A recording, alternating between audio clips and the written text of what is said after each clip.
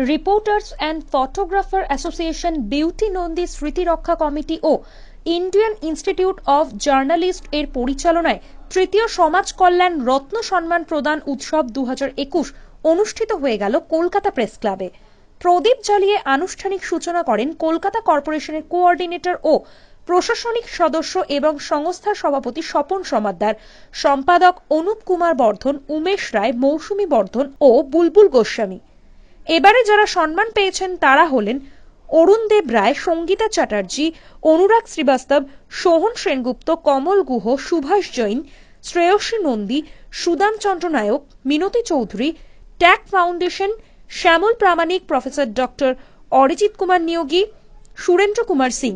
তাছাড়া অনুষ্ঠানে উপস্থিত ছিলেন সুশান্ত রয়, রিয়া দাস, সন্দীপ বাগ, অমিত রায় প্রমুখরা। সমগ্র অনুষ্ঠানটি পরিচালনা করেন সংস্থার সম্পাদক অনুপ কুমার বর্ধন।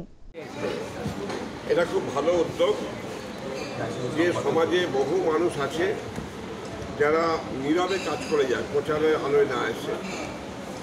Reporters and photographers association Anup বর্ধনের নেতৃত্বে অনেক দিন ধরে কলকাতার অলিতে গলিতে গ্রাম থেকে গ্রামান্তরে বিভিন্ন মানুষের কাছে পৌঁছে গিয়ে সেই সব মানুষকে ডেকে এনে কলকাতার একটা ঐতিহ্যবাহী সংস্থা প্রেস ক্লাব এখানে সম্মানিত করা হয়।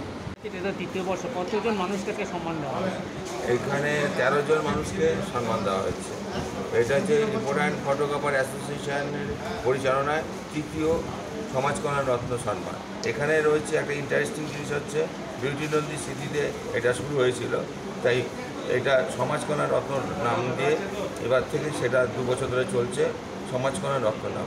আজকের এই অনুষ্ঠানে আমাদের 3 বছর ধরে হচ্ছে বিউটি আর্টের জন্য ওনার স্মৃতি রক্ষার জন্য প্রোগ্রামটা শুরু হয়েছিল।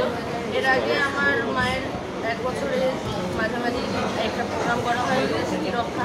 এরকম প্রোগ্রাম মা আমাদের সঙ্গে সবসময় থাকতো, অর্চনা বর্ধন, কিন্তু এখন নেই, ঠিক আছে, কোনো অসুবিধা নেই, সবসময় আমাদের সঙ্গে থাকে, চলে, আমাদের মধ্যেই থাকবে। আর আমাদের সমাজ কল্যাণ এখন 3 বছরে পড়লো।